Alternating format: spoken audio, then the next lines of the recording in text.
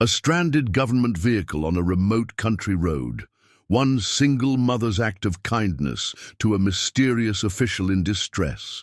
A struggling rural community's fate hanging in the balance as corporate developers circle like vultures. This is the extraordinary story of how Maria Santos's compassion and determination didn't just change one powerful person's day.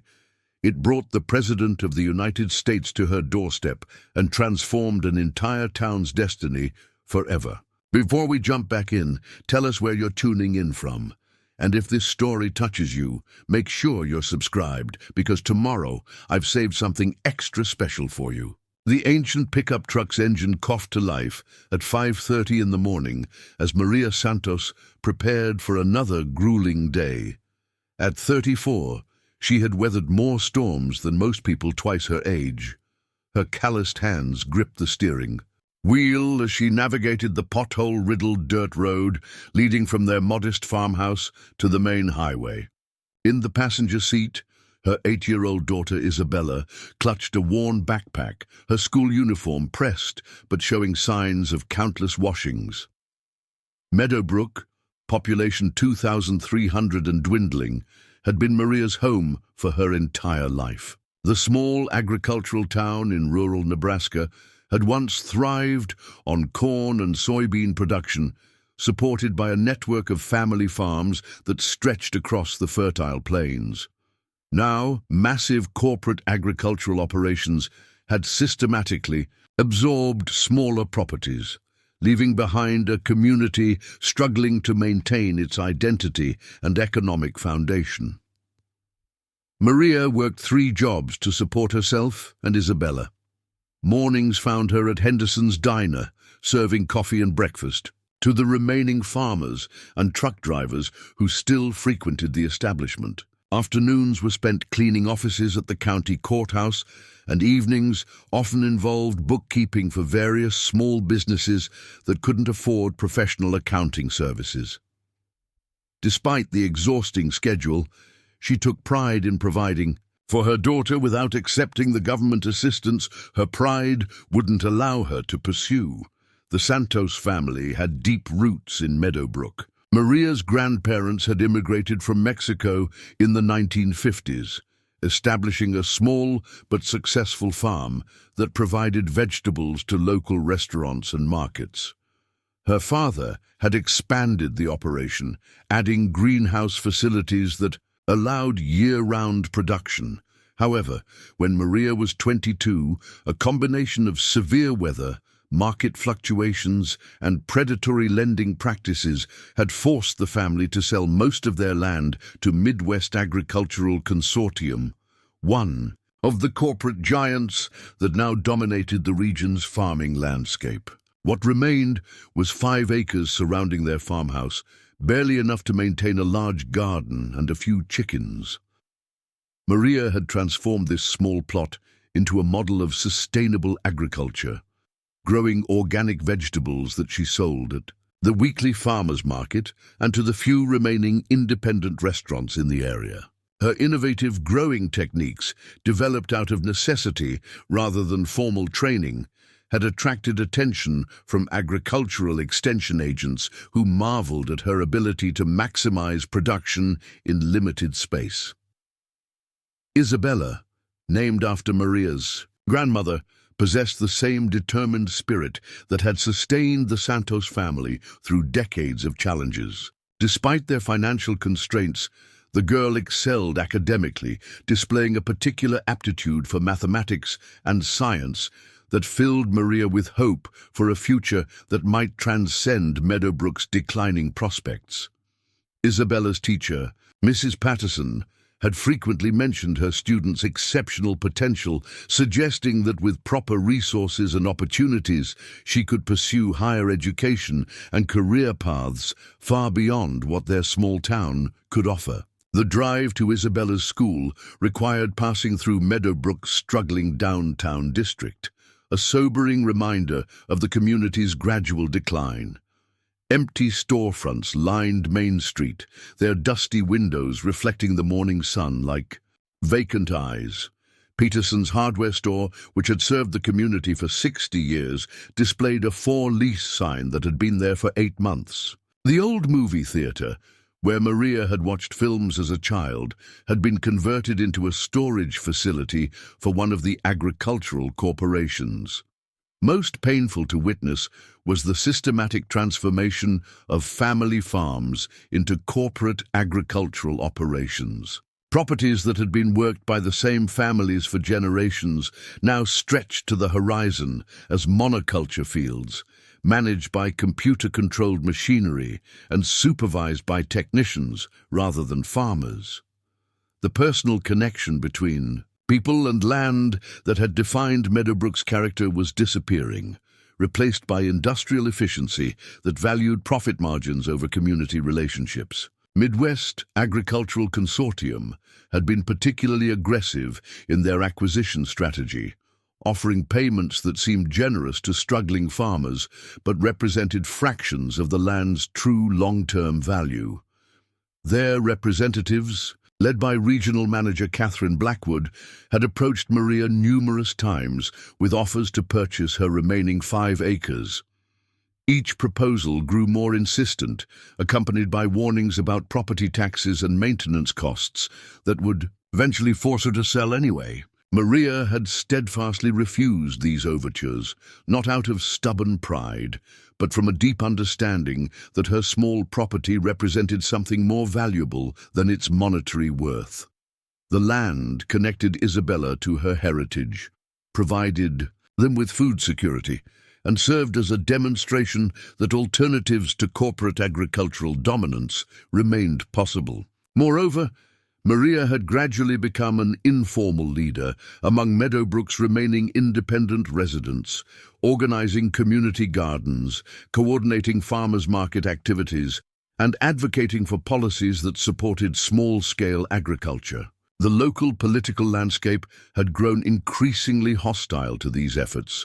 Mayor Jonathan Whitfield, elected 2 years earlier with substantial financial backing from agricultural corporations, consistently supported policies that favored large-scale operations over family farms and small businesses. His administration had rezoned several residential areas for industrial agricultural use, relaxed environmental regulations that protected water quality, and reduced funding for community programs that supported local food production and distribution. Preparing and narrating this story took us a lot of time, so if you are enjoying it, subscribe to our channel. It means a lot to us. Now back to the story. Most concerning was Whitfield's recent announcement regarding the proposed Meadowbrook Industrial Agriculture Complex, a massive processing facility that Midwest Agricultural Consortium wanted to construct on the town's eastern edge. The project promised to bring employment opportunities and increased tax revenue, but community members like Maria recognized that it would fundamentally alter Meadowbrook's character while providing jobs that paid wages insufficient to support families in an increasingly expensive housing market. The controversy surrounding this proposal had divided the community along predictable lines. Long-term residents who remembered Meadowbrook's agricultural heritage generally opposed the development, while newer residents and those struggling economically saw it as their only hope for financial stability. Town council meetings had become contentious affairs, with passionate arguments on both sides revealing deep fractures in the community's social fabric. Maria had emerged as one of the most articulate opponents of the industrial complex, not because she opposed economic development, but because she believed Meadowbrook deserved better alternatives. Her presentations to the town council, meticulously researched and delivered with quiet intensity, had outlined possibilities for sustainable agricultural tourism, organic farming cooperatives, and small-scale food processing facilities that could provide economic opportunities while preserving the community's essential character. These efforts had not gone unnoticed by Midwest Agricultural Consortium's leadership. Catherine Blackwood had recently escalated her pressure tactics, suggesting that Maria's continued resistance to their land acquisition offers might result in unintended consequences for her family's financial security. The implied threats were never explicit enough to constitute legal intimidation, but their message was unmistakable. Cooperation with corporate interests would be rewarded, while resistance would be punished. Despite these pressures, Maria maintained her commitment to demonstrating that alternative approaches to rural economic development remained viable. Her 5-acre property had become a showcase for sustainable agriculture techniques that maximized production while minimizing environmental impact. University agricultural extension agents had begun referring other farmers to her property as an example of innovative small-scale farming practices that could compete effectively with industrial methods. Isabella had become an integral part of these efforts, helping her mother tend the gardens, assist visitors who came to learn about sustainable agriculture, and even presenting at the elementary school about organic farming techniques. The girls' enthusiasm for these activities, combined with her academic excellence, had attracted attention from teachers and community members who recognized her exceptional potential. As they completed the morning drive to Isabella's school, Maria felt the familiar mixture of pride and concern that defined her daily existence. She was proud of their achievements, their resilience in the face of economic pressure, and Isabella's promising future. However, the constant stress of financial uncertainty, combined with the growing pressure from corporate interests, created an underlying anxiety that colored every aspect of their lives. After dropping Isabella at school, with their usual exchange of encouragement and affection, Maria began the drive back toward town for her morning shift at Henderson's Diner. The route took her along County Road 12, a lightly traveled stretch of asphalt that connected Meadowbrook to the state highway system. This road had become increasingly important as the town's economic isolation grew, representing one of the few remaining connections to broader regional commerce and opportunity. It was along this familiar stretch of road that Maria encountered something that would change everything. As she crested a small hill approximately 3 miles from town, she noticed an unusual sight ahead. A large black sedan with government license plates sat motionless on the road's shoulder, its hazard lights blinking rhythmically in the morning sunshine. Steam rose from under the vehicle's hood, suggesting mechanical failure that had stranded whoever was inside. Maria's first instinct was to continue driving, as her schedule left little room for delays, and her previous experiences with strangers had taught her caution. However, as she drew closer, she could see through the sedan's rear window that at least 2 people were inside, and their body language suggested distress rather than any threatening presence. The vehicle's official appearance, combined with the isolation of their location, created a situation where assistance might be genuinely needed. The decision to stop was made not from any calculation of potential benefit, but from the same sense of community responsibility that had guided Maria's approach to life in Meadowbrook. Rural communities survived through mutual assistance, and the principle of helping stranded travelers was deeply ingrained in her upbringing. She pulled her pickup truck behind the disabled sedan and approached with cautious friendliness. The passenger window rolled down as she neared the vehicle, revealing a woman in her 50s wearing a professional business suit that looked expensive but was now slightly wrinkled from travel. Despite her polished appearance, the woman's expression showed genuine relief at Maria's arrival. "Thank goodness," the woman said immediately. "We've been trying to reach roadside assistance for 20 minutes, but cell service seems spotty out here." Maria nodded understandingly. "This stretch of road is notorious for dead zones. What seems to be the problem with your car?" A man in the driver's seat, also professionally dressed and appearing to be in his early 60s, leaned across to address Maria through the passenger window. "Engine overheated about 10 minutes ago. We were traveling from Omaha to a meeting in Grand Island when it just started smoking. The woman extended her hand through the window. I'm Director Patricia Hamilton from the Department of Agriculture's Rural Development Division. This is my colleague, Deputy Director James Morrison. We're actually quite fortunate that you stopped. Maria shook the offered hand, noting the firm grip and direct eye contact that suggested someone accustomed to professional interactions. Maria Santos. I live just outside Meadowbrook, about 3 miles up the road. Director Hamilton's expression brightened slightly. Meadowbrook? That's actually one of the communities we're scheduled to visit next week. We're conducting assessments for a new federal rural development initiative. The coincidence was striking, but Maria focused on the immediate practical problem. Let me take a look at your engine. I'm not a professional mechanic, but I've kept my old truck running for 15 years through creative problem solving. Deputy Director Morrison appeared. Skeptical.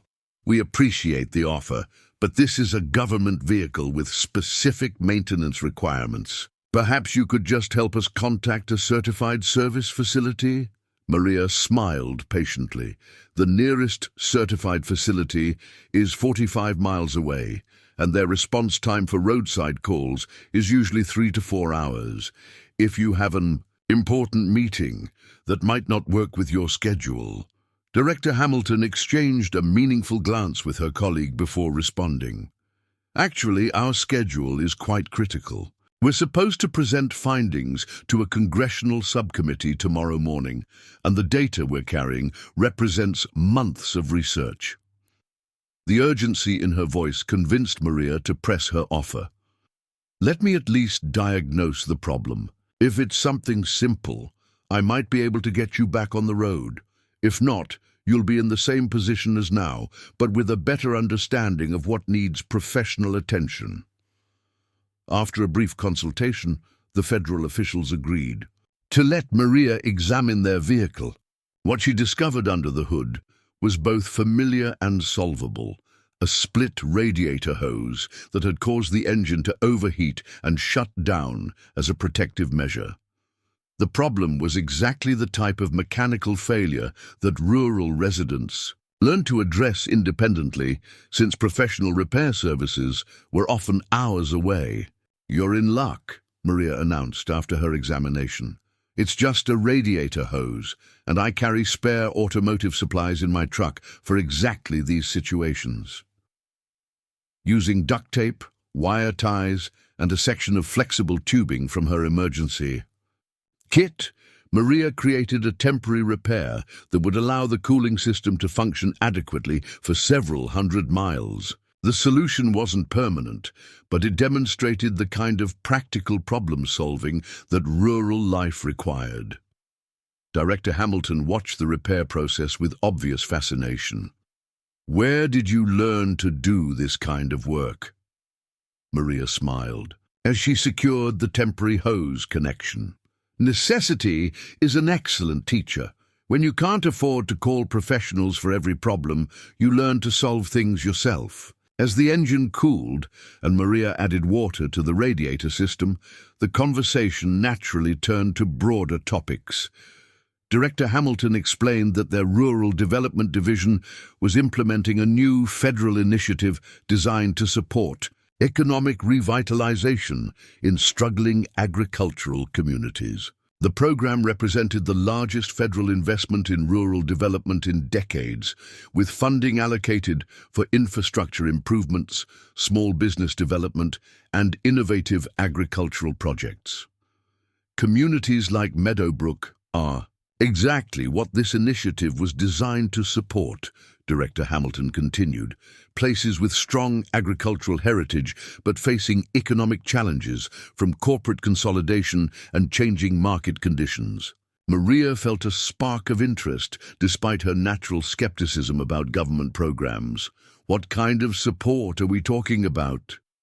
Deputy Director Morrison, who had been observing the repair work with growing respect for Maria's practical skills, joined the conversation. Infrastructure development, low-interest loans for small agricultural operations, grants for sustainable farming initiatives, and most importantly, designation as federal rural enterprise zones with significant tax advantages for businesses that commit to community development. The scope of what they were describing seemed almost too good to be true. Maria had spent years watching Meadowbrook decline while feeling powerless to reverse the trend. The possibility that federal resources might be available to support the kind of community-based development she had been advocating seemed like an answer to prayers she had been afraid to voice. However, her practical nature demanded skepticism. Programs like this usually have requirements that small communities struggle to meet.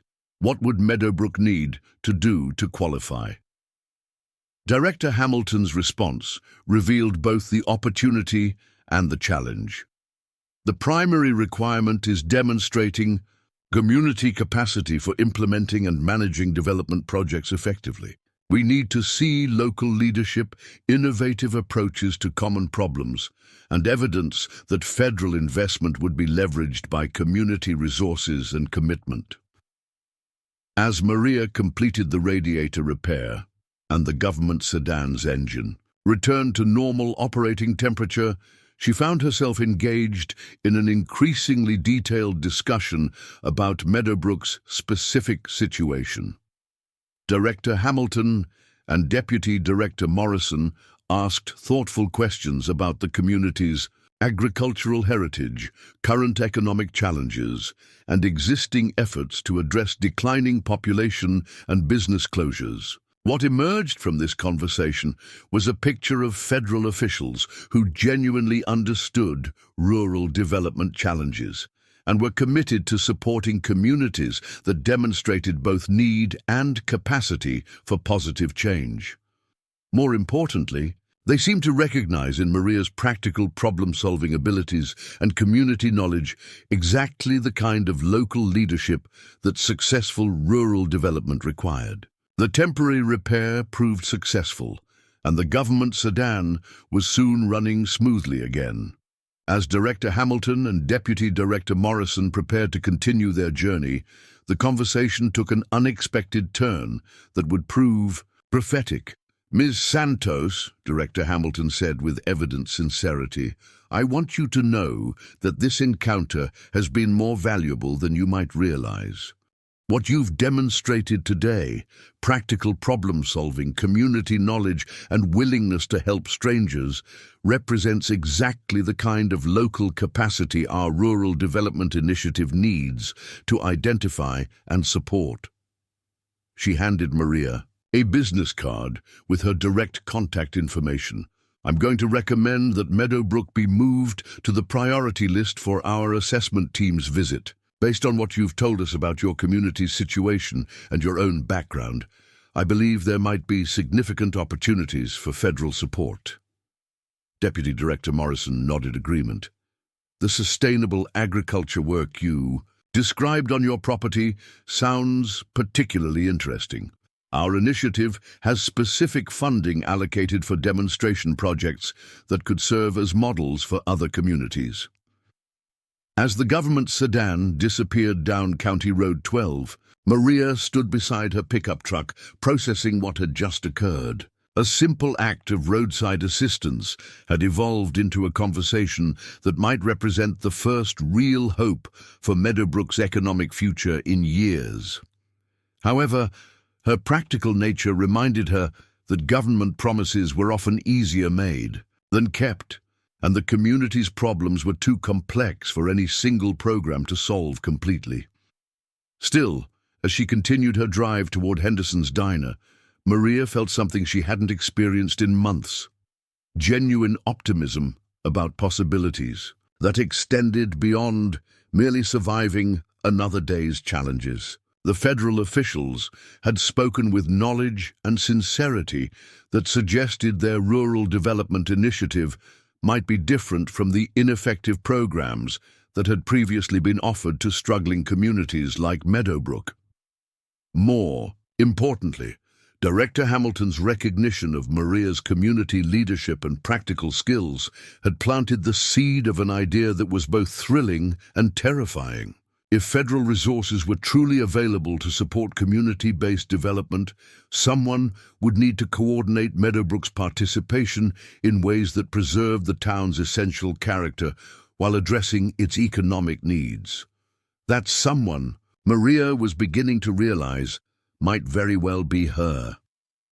The morning shift at Henderson's diner passed in a blur of coffee refills and breakfast orders, but Maria's mind kept returning to her encounter with the federal officials. Their words echoed through her consciousness as she served truckers and farmers their usual meals, each interaction now carrying new weight as she considered what federal rural development support might mean for people like these, hard-working individuals whose livelihoods were slowly being eroded by forces beyond their control. Mrs. Eleanor Patterson, Isabella's teacher, arrived for her usual Tuesday morning coffee and immediately noticed something different about Maria's demeanor.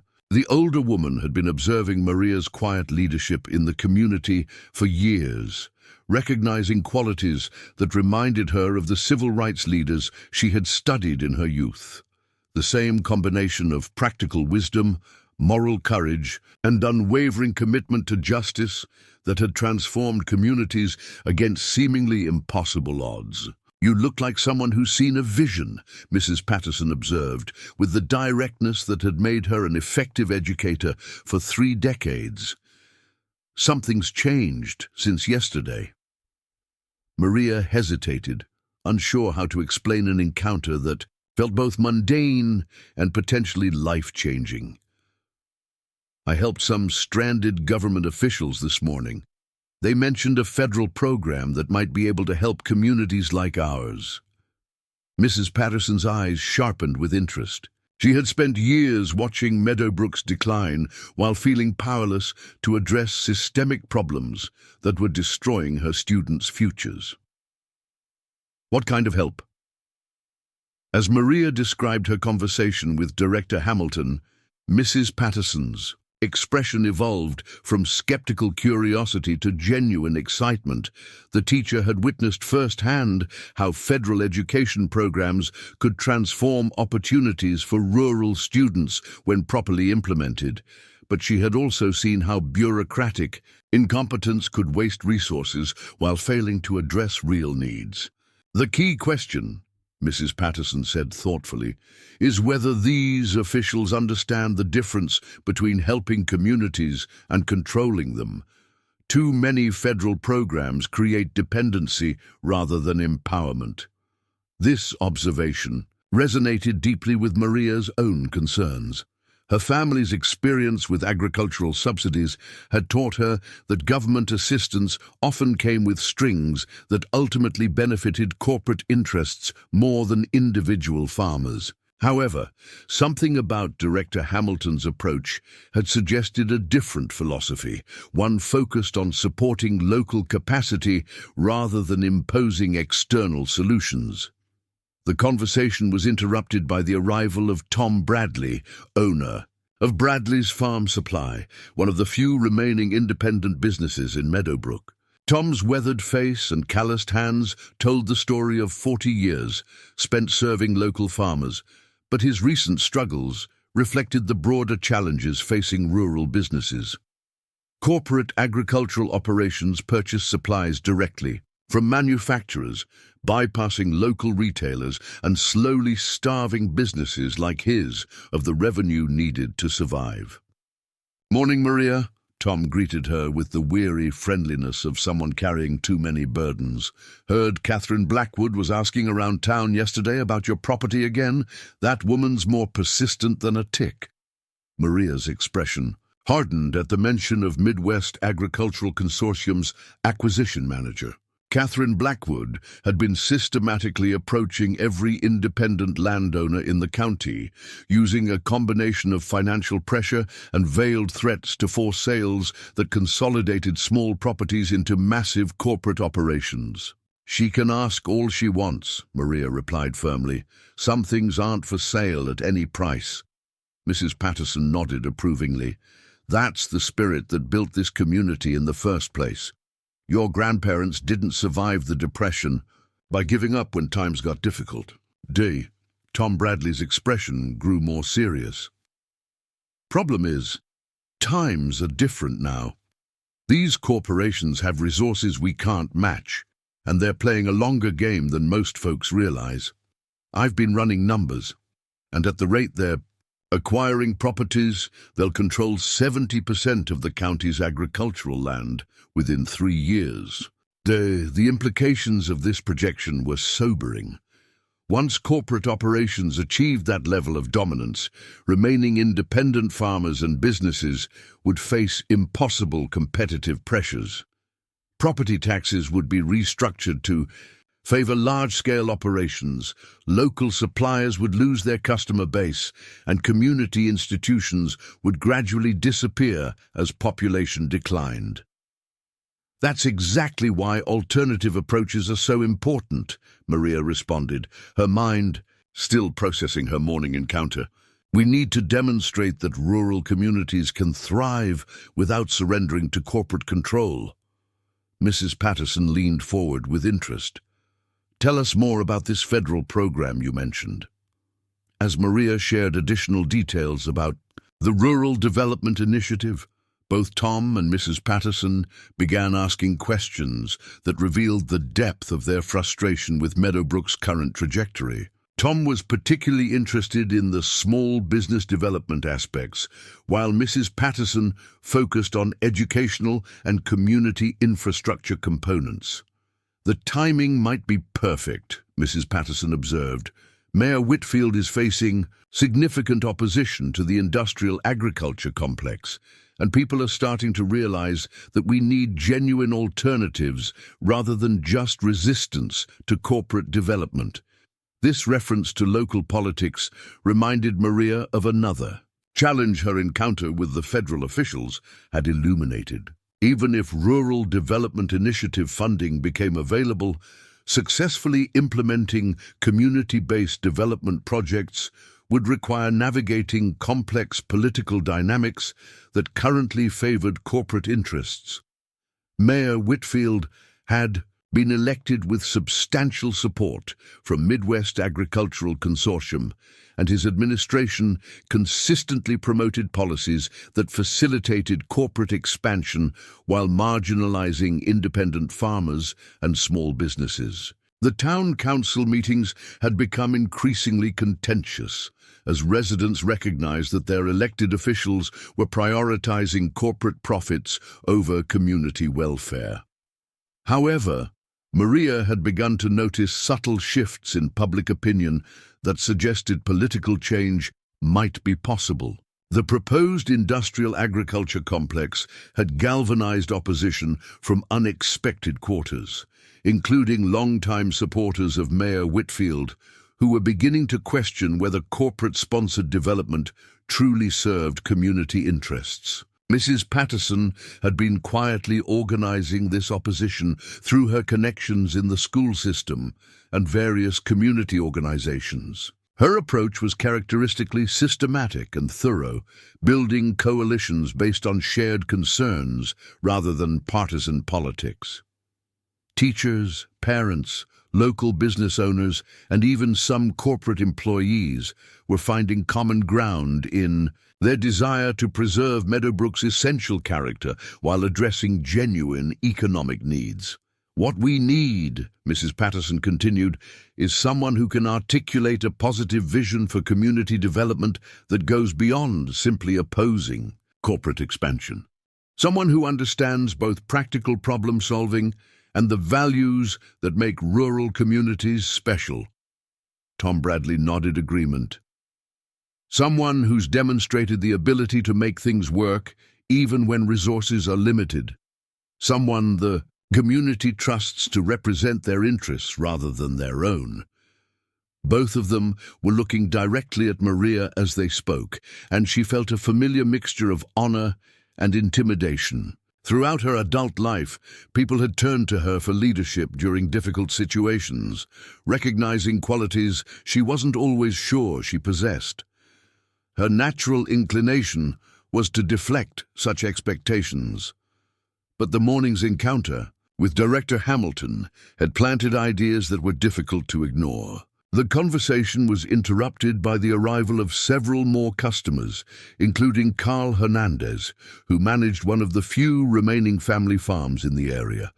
Carl's operation had survived by specializing in organic vegetables that supplied restaurants in Lincoln and Omaha, but even this niche market was becoming increasingly competitive as corporate operations expanded into organic production. "Maria," Carl called out as he took a seat at the counter, "I wanted to thank you again for the advice about crop rotation.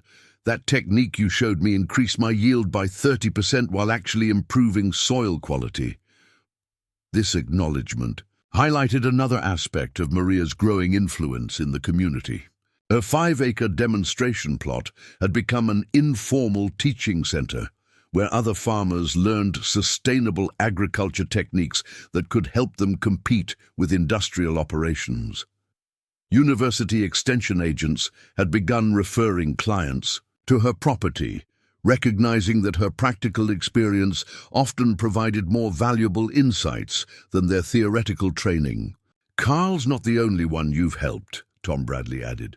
"Remember when the Peterson family was about to lose their farm 2 years ago? Your bookkeeping skills and financial planning advice helped them restructure their debt and stay in business." Mrs. Patterson smiled knowingly. "And let's not forget how you organized the community response when the Henderson family's barn burned down. 24 hours later, they had a new structure and enough donated equipment to get back into operation." These reminders of past community leadership experiences were accumulating into a pattern that Maria was finding increasingly difficult to dismiss. She had spent years focused on survival, keeping her family financially stable, maintaining their property, and supporting Isabella's education. However, her individual efforts had consistently evolved into community benefits that strengthened Meadowbrook's social fabric and economic resilience. The Federal Rural Development Initiative represented an opportunity to formalize and expand these informal leadership activities. If Director Hamilton's assessment proved accurate, federal resources might be available to support exactly the kind of community-based development that Maria had been practicing on a smaller scale. However, the prospect of taking on such responsibilities was daunting.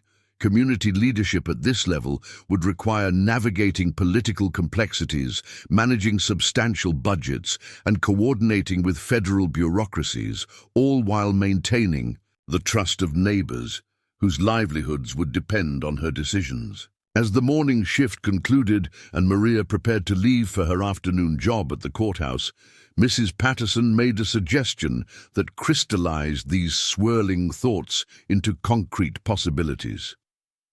"Why don't you invite these federal officials to visit your property when they come to assess Meadowbrook? Let them see firsthand what you've accomplished with sustainable agriculture and community organizing. Sometimes demonstration is more persuasive than any amount of talking." The idea was both thrilling and terrifying. Maria's 5-acre plot was impressive within the context of limited resources and practical constraints. But would it meet the standards of federal officials accustomed to evaluating much larger operations? Her community organizing efforts had been effective but informal. Would they satisfy bureaucratic requirements for documented leadership experience? Tom Bradley seemed to read her uncertainty. "Maria, I've been watching you work for 15 years, and I've never seen you fail to deliver when people were counting on you. These federal folks would be lucky to find someone with your combination of practical skills and community commitment." As Maria drove toward the courthouse for her afternoon shift, she found herself mentally cataloging the assets and challenges that would shape any potential federal development initiative in Meadowbrook. The community possessed significant strengths that many struggling rural areas lacked: a strong agricultural heritage, existing infrastructure that could support expanded economic activity, and most importantly, residents who still believed in collective action and mutual support. However, the challenges were equally significant. Years of economic decline had eroded the tax base needed to support community services. Young people continued to leave for opportunities in larger cities, and corporate pressure was intensifying as companies like Midwest Agricultural Consortium recognized the threat that successful independent operations posed to their expansion plans. The afternoon at the courthouse provided an unexpected opportunity to research federal rural development programs in greater detail. Using her break time to access public computers, Maria discovered that the Rural Development Initiative was indeed a substantial federal commitment, with billions of dollars allocated over 5 years for communities that could demonstrate capacity for effective implementation. More importantly, she learned that the program's success criteria aligned remarkably well with activities she had already been pursuing in Meadowbrook. Sustainable agriculture demonstration projects, small business development through cooperative arrangements, community leadership training, and infrastructure improvements that supported local economic development were all priority funding categories. The research also revealed something that explained Director Hamilton's apparent urgency about identifying suitable communities. The program had been designed to support a limited number of pilot communities that would serve as models for broader national implementation. Competition for these designations was intense, with hundreds of communities across the Midwest competing for perhaps 20 pilot program slots. This discovery added both excitement and pressure to Maria's growing sense of possibility. If Meadowbrook could successfully compete for pilot program designation, the resulting federal investment might fundamentally transform the community's economic prospects. However, failure to secure such designation would likely accelerate the current decline as residents lost hope and corporate operations faced reduced resistance to their expansion plans. As Maria's workday concluded and she prepared to collect Isabella from school, her phone rang with a call from an unfamiliar number. The voice that answered her greeting was instantly recognizable. "Ms. Santos, this is Director Hamilton. I hope I'm not interrupting your workday." Maria's pulse quickened as she assured the federal official that the call was welcome. Director Hamilton's tone carried the same professional warmth that had characterized their morning encounter, but there was an additional note of purpose that suggested significant developments. "I wanted to follow up on our conversation this morning," Director Hamilton continued. "After discussing your community's situation with my colleagues, we've decided to accelerate our assessment timeline for Meadowbrook. We'd like to visit next week, rather than waiting for our originally scheduled time frame." This news was both encouraging and concerning. Accelerated federal interest suggested genuine opportunity, but it also meant less time to prepare for an evaluation that might determine Meadowbrook's future. "What would this assessment involve?" Maria asked, attempting to balance enthusiasm with practical planning. Director Hamilton's response revealed the comprehensive nature of federal rural development evaluation. "We'd spend 3 days in your community, meeting with local leaders, visiting agricultural operations, reviewing economic development proposals, and most importantly, assessing community capacity for managing federal resources effectively." The emphasis on community capacity was significant. Maria understood that federal officials were looking for evidence that Meadowbrook possessed the leadership and organizational skills necessary to implement complex development projects successfully.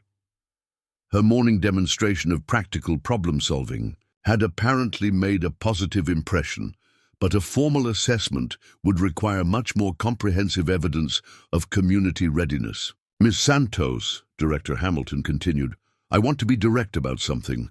Based on our conversation today, you strike me as exactly the kind of local leader our initiative needs to identify and support.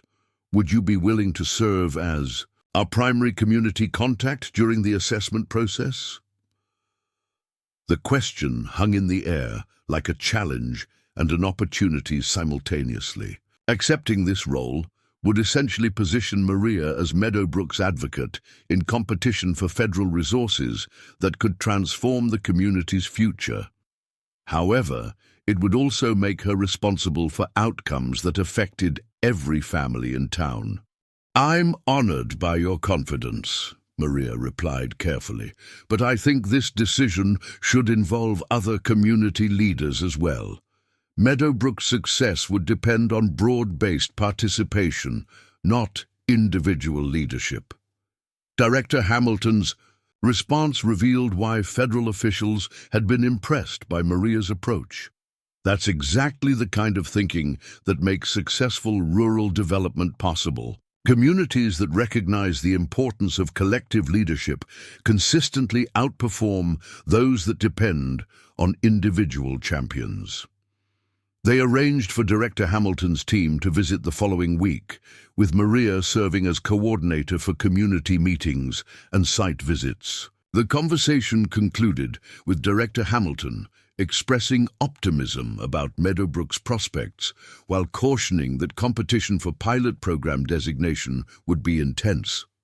As Maria ended the call and sat in her pickup truck outside Isabella's school, she felt the weight of responsibility settling on her shoulders like a familiar but heavier coat. The morning's simple act of roadside assistance had evolved into an opportunity that might determine not just her family's future, but the fate of an entire community. The school bell rang, and Isabella emerged with her usual boundless energy, chattering immediately about her day's activities. As they drove home along County Road 12, past the spot where Maria had encountered the stranded federal officials, Isabella noticed her mother's preoccupied mood. "Mama, you look like you're thinking about something really big," the 8-year-old observed with the perceptiveness that often surprised adults. Maria smiled at her daughter's insight. "I'm thinking about something big, Misha, something that might change our whole town." As they turned into their driveway, Maria realized that the conversation she was about to have with Isabella might be among the most important of their lives together. The decisions made in the coming weeks would shape not just their immediate circumstances, but Isabella's entire future and the legacy they would leave for Meadowbrook's next generation. The modest farmhouse that had sheltered 3 generations of the Santos family suddenly felt like the center of possibilities that extended far beyond its weathered walls. The week that followed Director Hamilton's phone call transformed Meadowbrook in ways that no one could have anticipated. Word of the federal assessment spread through the community with the speed that only small towns can achieve, creating an atmosphere of cautious hope mixed with determined preparation. Maria found herself at the center of a whirlwind of activity, as neighbors who had never collaborated before suddenly discovered shared visions for their community's future. Mrs. Patterson took immediate action, organizing evening meetings at the school where residents could discuss their hopes and concerns about the federal rural development opportunity. These gatherings revealed depths of creativity and commitment that had been hidden beneath years of economic struggle and political division. Farmers shared innovative techniques they had developed in isolation. Small business owners proposed cooperative ventures they had never dared to voice. And even teenagers offered perspectives on how rural communities could attract and retain young talent.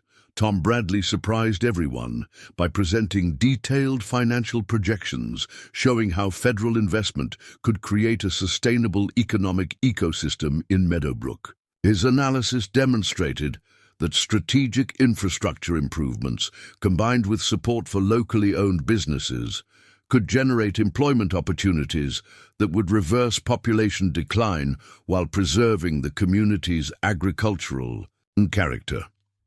Carl Hernandez organized a group of organic farmers who had been operating independently, showing how they could form a cooperative that would provide the scale and marketing power needed to compete with corporate agricultural operations. His passion for sustainable farming practices inspired others to consider how traditional agriculture could evolve without surrendering to industrial methods that depleted soil and contaminated water supplies.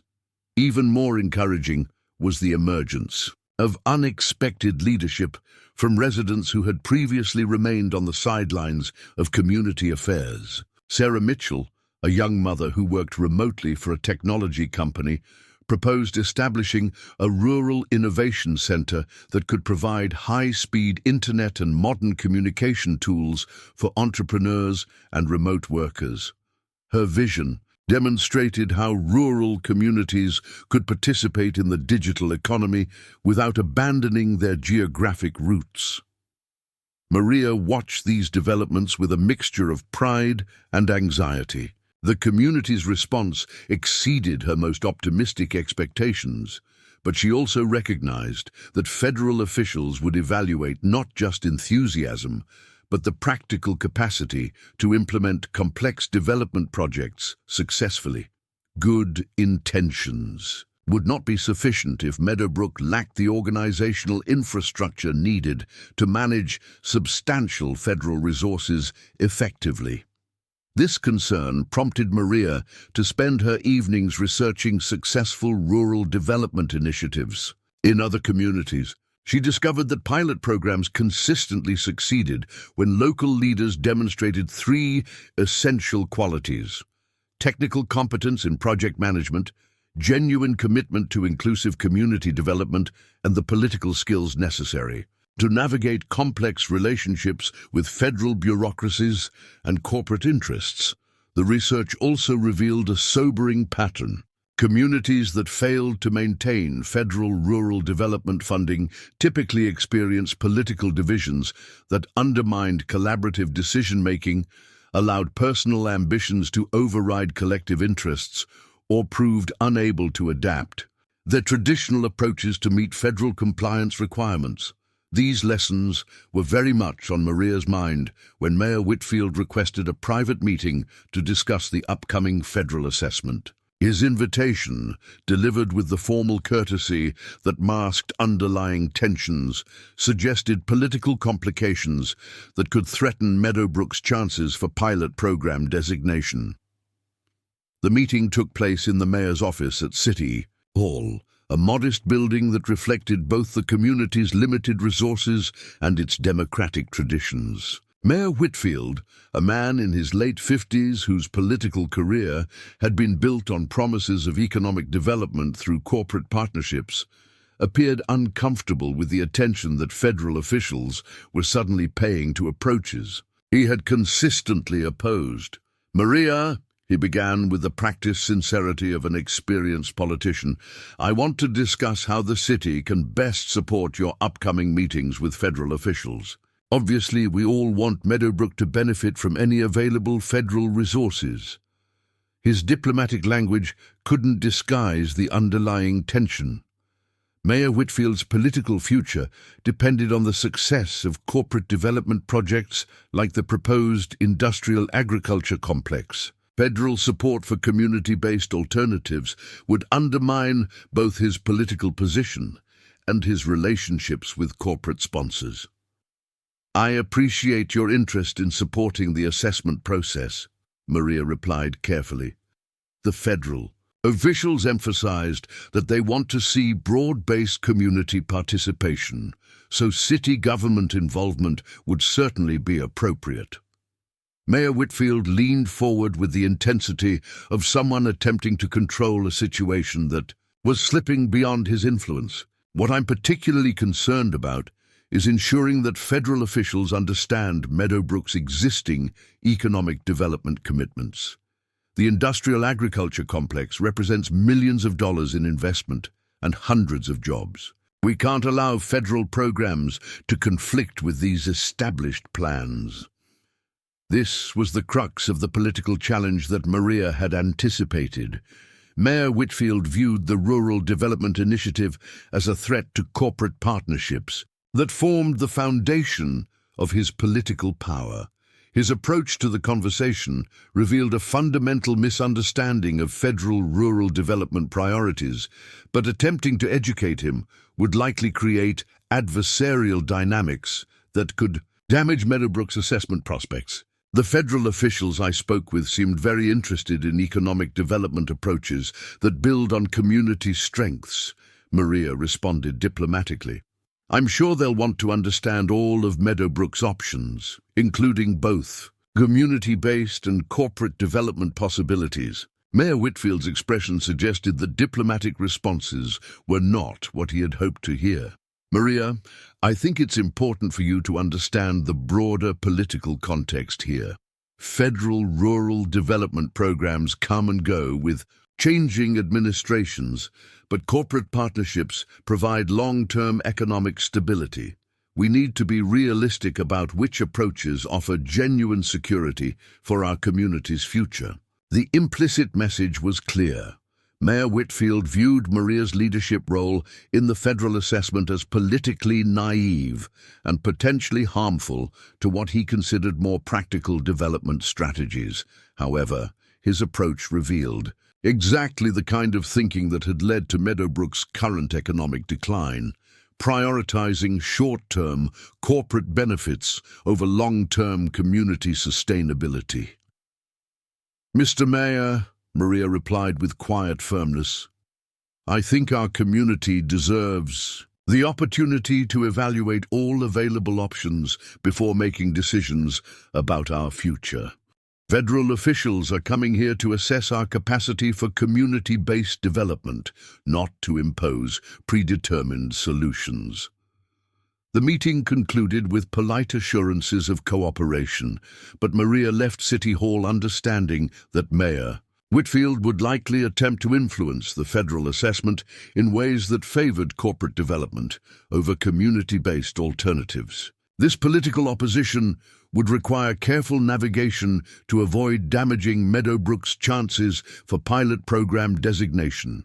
Her concerns about political complications proved prescient when Catherine Blackwood, Midwest Agricultural Consortium's acquisition manager, appeared at Maria's door that same evening. The corporate representative's unexpected visit, timed immediately after Maria's meeting with Mayor Whitfield, suggested coordination that was both strategic and threatening.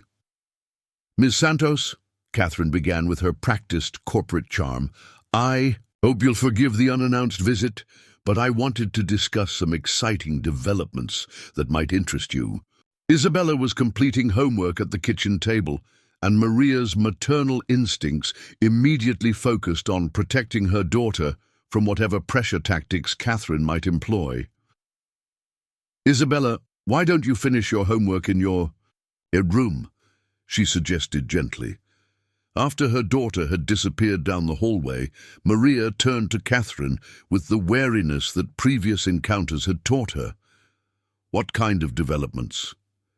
Catherine's presentation was more sophisticated than her previous acquisition attempts. Instead of simply offering to purchase Maria's property, she proposed a partnership arrangement that would allow the Santos family to maintain residence while integrating their land into Midwest Agricultural Consortium's regional development. Plans. What we're offering is the best of both worlds, Catherine explained, spreading glossy brochures across Maria's kitchen table. You would retain ownership of your home and immediate surroundings, while our agricultural operations would maximize the productive potential of your remaining acreage. The financial arrangements would provide substantially more income than you could generate through independent farming. The proposal was carefully crafted to address Maria's known concerns about maintaining family heritage while providing economic security.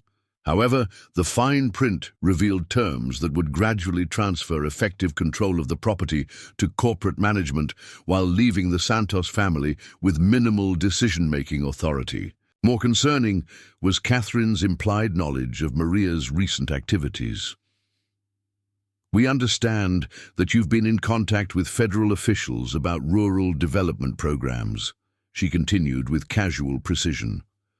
While those initiatives are certainly well-intentioned.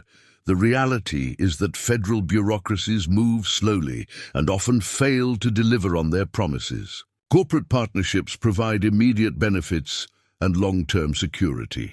The timing of this visit, combined with Catherine's apparent knowledge of confidential federal communications, suggested that Midwest Agricultural Consortium had access to information that should have been private.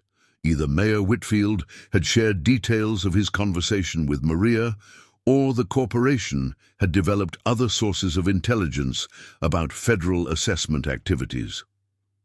Ms. Blackwood, Maria replied with controlled firmness, "I've already told you that our property is not available for sale or partnership arrangements. That position hasn't changed, regardless of what other opportunities might be available." Catherine's expression hardened slightly as she realized that financial incentives alone would not achieve her objectives. "Ms. Santos, I think it's important for you to understand the broader economic realities facing this community. Federal programs are temporary and politically vulnerable, while corporate development provides permanent employment and tax revenue." She gestured toward the brochures depicting Midwest Agricultural Consortium's other regional operations. "Communities that work with us prosper and grow. Those that resist corporate development often find themselves economically isolated as investment flows to more cooperative locations." The veiled threat was delivered with corporate politeness, but its message was unmistakable. Midwest Agricultural Consortium possessed the economic power to punish communities that rejected their expansion plans, and they were prepared to use that power against Meadowbrook if necessary. "I appreciate your concern for our community's welfare," Maria responded with icy courtesy, "but I think Meadowbrook is capable of making its own decisions about economic development priorities." Night. After Catherine's departure, Maria sat at her kitchen table, processing the implications of the evening's encounters. The corporate representative's visit had confirmed her suspicions that opposition to community-based development would be both sophisticated and potentially ruthless. Mayor Whitfield's concerns about conflicting with corporate partnerships now appeared less like political caution and more like corporate coordination. These developments added urgency to the community preparation efforts that were already consuming Maria's evenings and weekends. If Meadowbrook was going to compete successfully for federal pilot program designation, residents would need to demonstrate not just enthusiasm for community-based development, but the organizational capacity to implement complex projects despite political and corporate opposition. The next morning brought news that transformed the entire dynamic of federal assessment preparation. Mrs. Patterson called Maria before dawn with information that would reshape everything they thought they understood about the stakes involved in the upcoming evaluation. "Maria, you need to know something that changes everything about this federal assessment," Mrs. Patterson began without preamble. "I have a friend who works in the State Agricultural Extension Office, and she told me something last night that explains why corporate pressure is intensifying so dramatically." What Mrs. Patterson had learned was that the Rural Development Initiative was not simply another federal program competing for limited resources. It was a pilot project for a much larger national policy shift that could fundamentally alter the relationship between federal agencies and rural communities across the entire Midwest. The federal government is essentially choosing between two different approaches to rural economic development, Mrs. Patterson explained. Corporate partnership models like what Mayor Whitfield has been promoting, or community-based approaches like what we've been developing. The pilot communities they select will influence federal policy for decades. This revelation explained the intensity of corporate opposition and political pressure that Maria had been encountering, Midwest Agricultural Consortium and similar. Corporations weren't simply competing for individual community contracts, they were fighting to maintain federal policies that favored corporate consolidation over community development. More importantly, it meant that Meadowbrook's success or failure in securing pilot program designation would influence opportunities available to hundreds of other rural communities facing similar challenges. The responsibility that Maria had accepted was far greater than she had realized. The morning brought additional complications when Isabella's school principal called to report that her daughter had been involved in an argument with classmates whose parents worked for corporate agricultural operations. The conflict had apparently begun when Isabella defended her mother's community organizing activities against criticism from children who had been hearing negative commentary at home. "Isabella is fine," Principal Rodriguez assured Maria, "but I wanted you to know that community tensions about economic development are affecting our students. Some parents are concerned that federal programs might threaten local employment opportunities." This development highlighted another dimension of the challenge that Maria faced. Community-based development could only succeed with broad-based support, but corporate operations had created economic dependencies that made some residents fearful of alternatives that might disrupt existing employment arrangements. The principal's call was followed by a visit from Carl Hernandez, who brought news that was both encouraging and concerning. His efforts to organize an organic farming cooperative had attracted interest from several neighboring communities, but they had also triggered corporate responses that revealed the scope of opposition to independent agricultural development. 3 of the farmers who were most interested in the cooperative received visits from Midwest Agricultural Consortium representatives this week, Carl reported grimly. 2 of them were offered immediate cash payments for their properties at prices substantially above market value. The 3rd was told that his existing supply contracts might not be renewed if he participated in disruptive cooperative arrangements.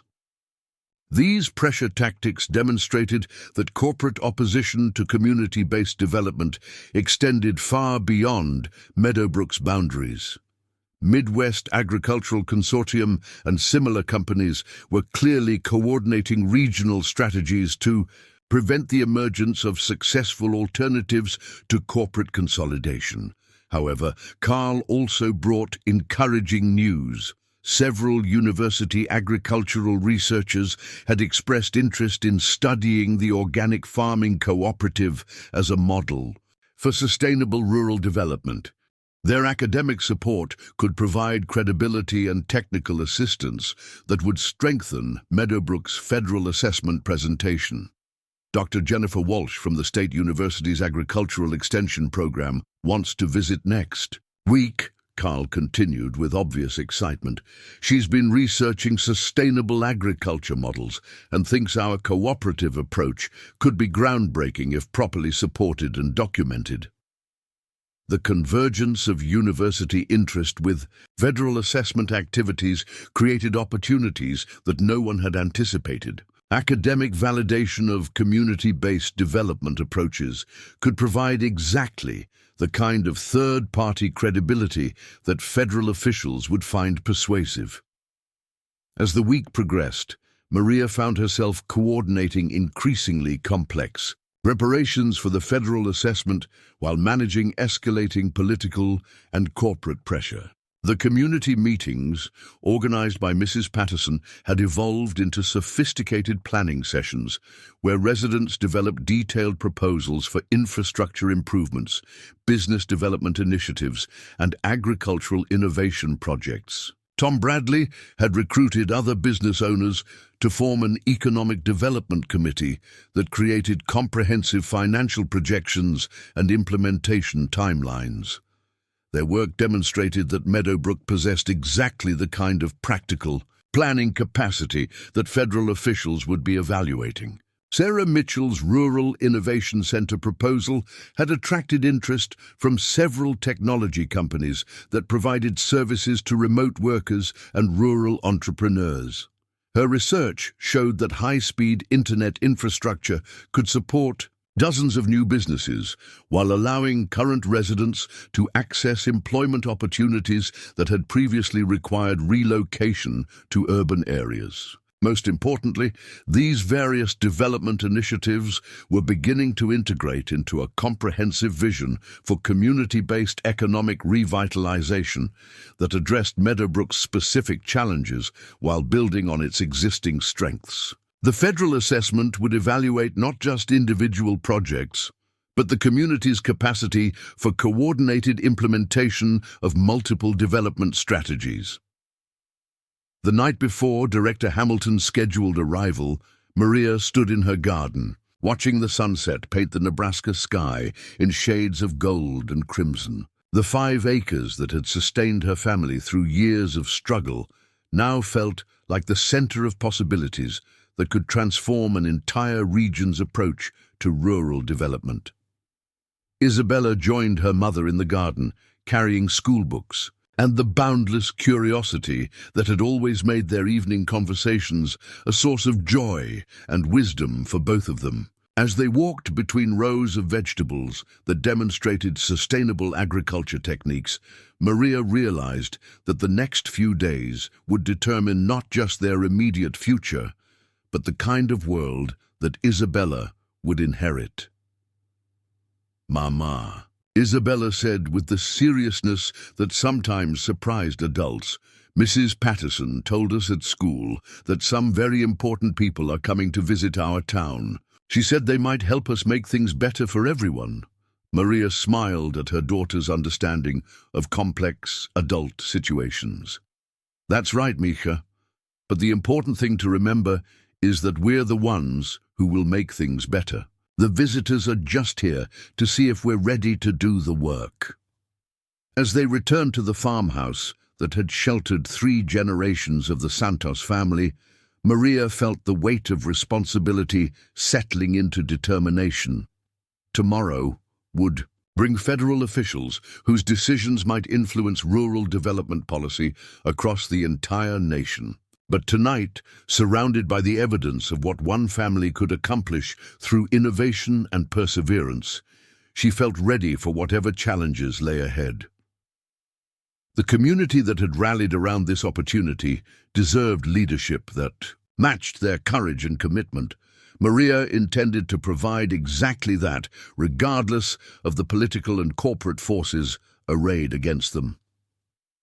The morning of Director Hamilton's arrival dawned with crystalline clarity that seemed to amplify every detail of Meadowbrook's landscape. Maria rose before sunrise, driven by nervous energy that had prevented restful sleep. As she prepared coffee in her kitchen, the familiar ritual provided comfort, while her mind raced through final preparations for what could be the most important day in her community's history. At precisely 9 o'clock, a convoy of 3 black SUVs with government plates turned onto Main Street, their arrival witnessed by dozens of residents who had found excuses to be visible throughout downtown. Director Hamilton emerged from the lead vehicle, accompanied by 5 colleagues, whose professional bearing and tablet computers suggested the comprehensive evaluation that would determine Meadowbrook's future. Maria met the federal delegation at City Hall, where Mayor Whitfield had arranged a formal reception that reflected his attempt to control the assessment narrative. His prepared remarks emphasized Meadowbrook's cooperation with corporate development partners, while carefully avoiding mention of community-based alternatives that threatened his political relationships. However, Director Hamilton's response revealed that federal officials had already developed sophisticated understanding of local political dynamics. Her questions about community leadership, grassroots organizing, and resident participation in economic development planning clearly sought information that Mayor Whitfield's corporate-focused presentation could not provide. "Mr. Mayor," Director Hamilton said with diplomatic directness, "we appreciate your overview of municipal development policies. However, our assessment focuses primarily on community capacity for implementing participatory development initiatives. Could you direct us to residents who have been leading grassroots economic development efforts? The federal officials' emphasis on grassroots leadership created an opening that Maria had been anticipating. Director Hamilton, I believe the community organizing activities you're interested in evaluating would be best demonstrated through site visits and conversations with residents who have been developing collaborative projects. Mayor Whitfield's expression revealed his discomfort with losing control of the assessment agenda, but he had no choice except to facilitate the community-focused evaluation that federal officials clearly preferred. His political instincts recognized that opposition to federal assessment priorities would damage both his credibility and Meadowbrook's chances for program designation. The first stop was Maria's 5-acre demonstration plot, where University Extension agent Dr. Jennifer Walsh had arranged to meet the federal delegation. Her presence provided academic credibility that reinforced the innovation and sustainability claims that Maria had been making about community-based agricultural development. What Ms. Santos has accomplished here represents exactly the kind of sustainable agriculture innovation that rural communities need to remain economically viable, Dr. Walsh explained to the federal officials. Her techniques demonstrate that small-scale operations can achieve productivity levels that rival industrial agriculture while maintaining soil health and water quality. Director Hamilton and her colleagues examined the irrigation systems, crop rotation patterns, and soil management techniques that Maria had developed through years of experimentation and adaptation. Their questions revealed genuine expertise in sustainable agriculture policies and recognition that practical innovation often emerged from rural communities rather than university research programs. Deputy Director Morrison was particularly interested in the economic implications of Maria's agricultural techniques. Ms. Santos, have you calculated the potential impact if these methods were implemented across multiple properties in your community? Maria's response demonstrated the kind of comprehensive thinking that federal officials were seeking. Working with Tom Bradley from our local farm supply business, we've projected that valley-wide implementation could reduce water usage by 40% while increasing overall agricultural productivity. More importantly, it would create employment opportunities for agricultural technicians and equipment specialists that would keep young people in rural communities. The site visit continued with demonstrations of composting systems, rainwater collection infrastructure and greenhouse facilities that extended growing seasons while minimizing energy consumption. Each component reflected the resourcefulness and innovation that federal rural development programs were designed to identify and support. Dr. Walsh's academic commentary provided context that elevated Maria's practical achievements into policy-relevant examples. The techniques developed here could serve as models for sustainable agriculture education programs throughout the Midwest. Federal support could transform individual innovation into regional economic development strategies. From Maria's property, the delegation visited Carl Hernandez's organic farming operation, where the proposed cooperative structure was explained through detailed business plans and financial projections. Carl's presentation demonstrated that community-based agricultural development could achieve the scale and market access needed to compete with corporate operations while maintaining the flexibility and innovation that industrial agriculture often suppressed. Our cooperative model allows individual farmers to maintain independent decision-making while sharing resources for equipment, marketing, and technical support, Carl explained. Federal infrastructure investment could accelerate this approach across multiple communities, creating regional networks of sustainable agriculture that support rural economic development. The federal officials asked probing questions about cooperative governance, conflict resolution mechanisms, and financial management structures. Their inquiries revealed sophisticated understanding of cooperative development challenges and genuine interest in approaches that had demonstrated practical success. Tom Bradley's farm supply business provided the next stop, where his Economic Development Committee presented comprehensive analysis of infrastructure needs and business development opportunities. His presentation revealed community-level strategic thinking that impressed federal officials, who often encountered individual project proposals rather than coordinated development visions. What we're proposing is systematic support for locally owned businesses that serve agricultural operations throughout the region, Tom explained. Federal investment in equipment, training and marketing support could create employment opportunities that reverse population decline while strengthening rural economic networks. The business development proposals included equipment repair facilities, agricultural processing capabilities, and rural innovation centers that would provide technology support for both traditional farming operations and emerging rural businesses. Each component was designed to build on existing community strengths while addressing specific economic development challenges. Sarah Mitchell's Rural Innovation Center presentation captured federal attention by demonstrating how technology infrastructure could support economic diversification without undermining agricultural heritage. Her research showed that high-speed internet and modern communication facilities could attract remote workers and digital entrepreneurs while supporting existing businesses through improved market access and operational efficiency. Rural communities have always been centers of innovation, Sarah explained to the federal delegation. Federal infrastructure investment could unleash entrepreneurial potential that has been constrained by inadequate technology access and limited capital availability. The afternoon schedule included a community meeting at the elementary school, where Mrs. Patterson had organized presentations by residents representing various aspects of Meadowbrook's development potential.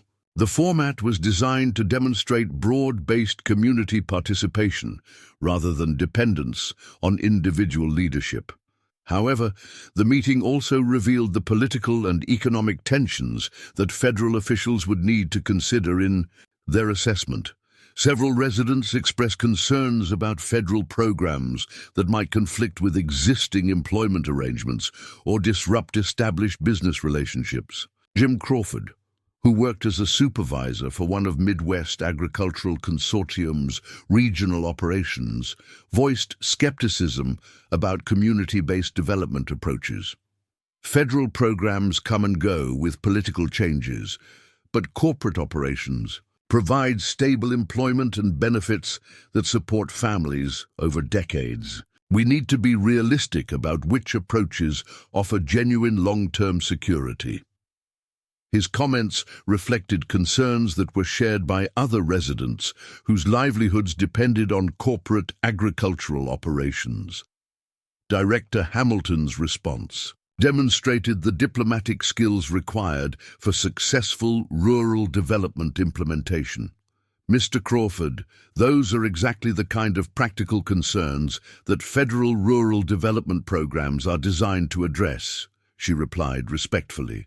Our initiative doesn't seek to replace existing employment opportunities, but to create additional economic options that strengthen community resilience. Maria recognized this exchange as a crucial moment in the assessment process.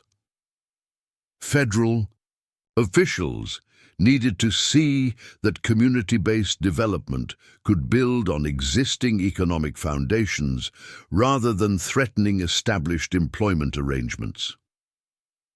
Jim raises important points about economic stability, Maria said, addressing both the federal delegation and community members.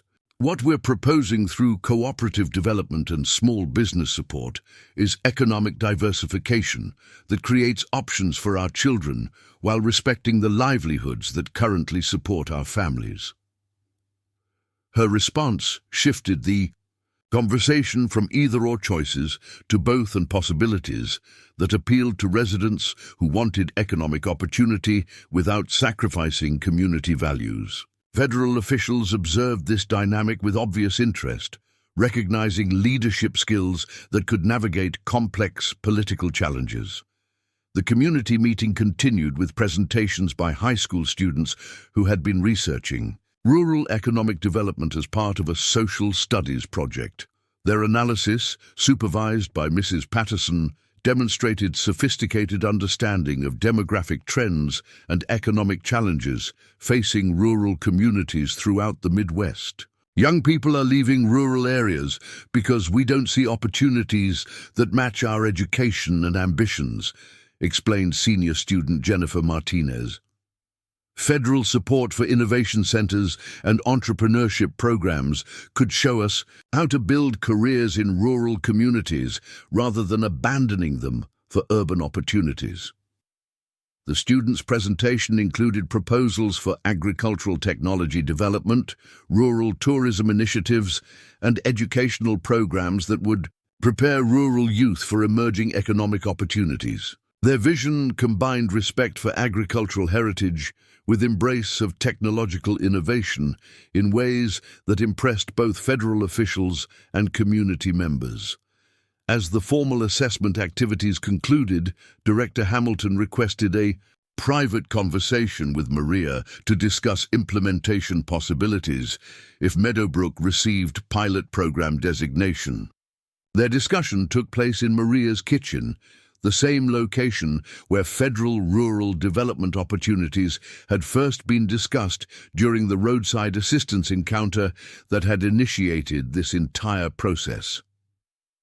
Ms. Santos, Director Hamilton, began with the directness that had characterized their previous interactions. I want to be clear about what federal pilot program designation would involve. The resources we're discussing are substantial. Potentially $15 million over 5 years, but they come with significant responsibilities and expectations. The scope of potential federal investment exceeded anything Maria had imagined during their initial conversation.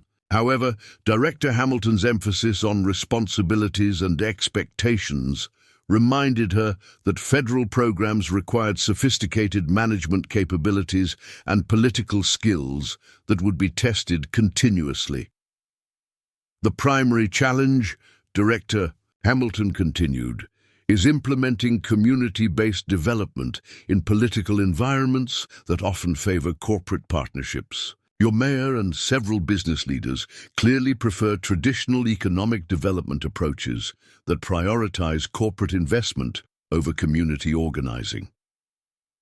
This assessment confirmed Maria's observations about political opposition that could undermine federal program implementation. However, the morning's community presentations had demonstrated that grassroots support for alternative development approaches was stronger than political leadership acknowledged. Director Hamilton, Maria replied thoughtfully, what I've learned through years of community organizing is that political opposition often reflects fear of change rather than genuine policy disagreements. People support approaches that deliver practical benefits for their families and communities. Her response revealed the kind of political understanding that federal officials were seeking in rural community leaders.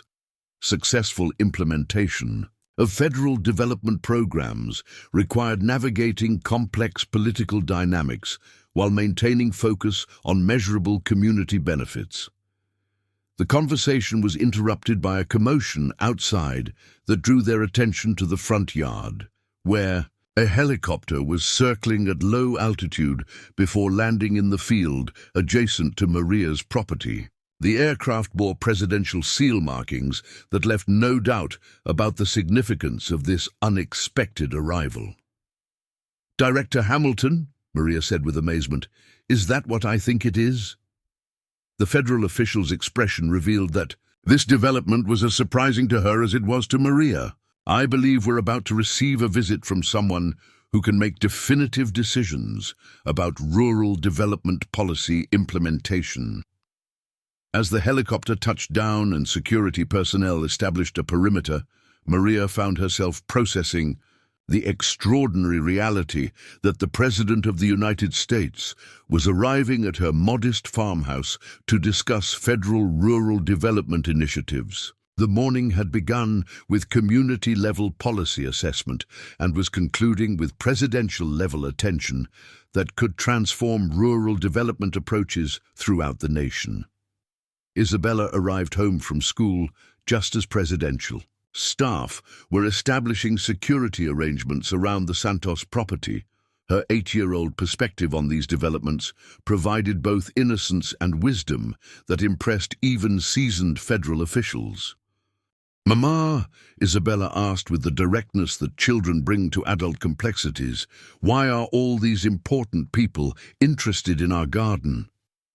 Maria's response captured the essence of what had been developing in Meadowbrook over the preceding weeks. "Because, Mija, sometimes small ideas grown in the right soil can feed entire communities." The president's arrival attracted national media attention that transformed Meadowbrook's federal assessment into a public demonstration of rural development policy alternatives. Television crews and newspaper reporters descended on the community, conducting interviews with residents who had been preparing quietly for federal evaluation and now found themselves articulating their vision to national audiences.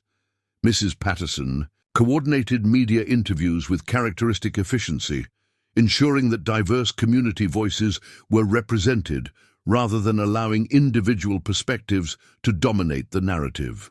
Her approach reflected the inclusive leadership style that had made community organizing efforts successful despite limited resources and political opposition. Tom Bradley's Economic Development Committee provided reporters with detailed financial analysis and implementation timelines that demonstrated the practical viability of community-based rural development.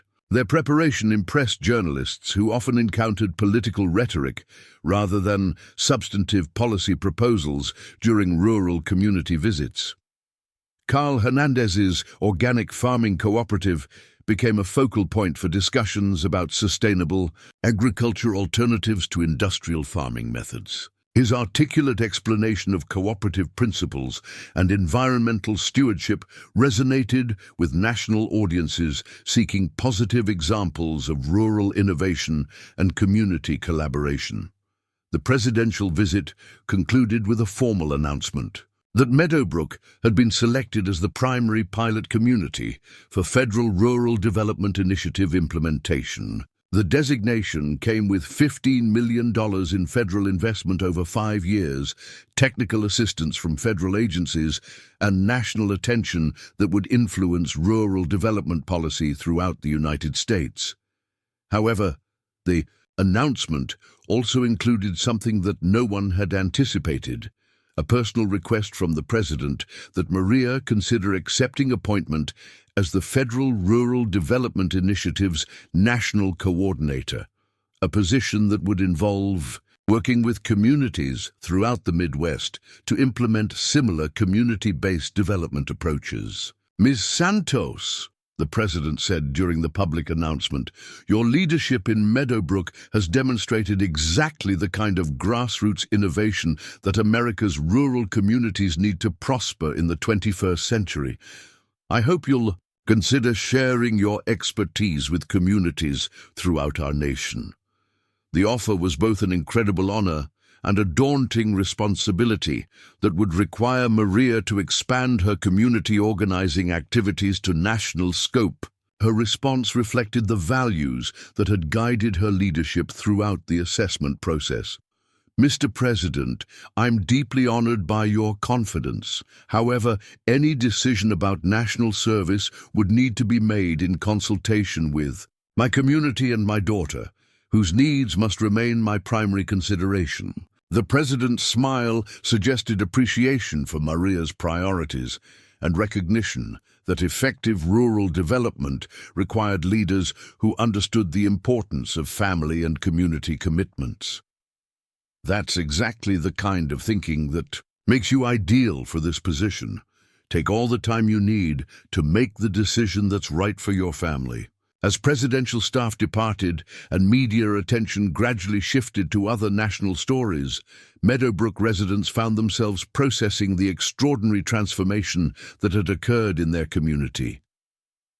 Federal pilot program designation would provide resources and opportunities that few rural communities ever received, but it also created expectations and responsibilities that would test their collaborative capabilities. Maria stood in her garden that evening, surrounded by the sustainable agriculture systems that had attracted federal attention, while Isabella helped tend vegetables that would feed their family through another Nebraska winter.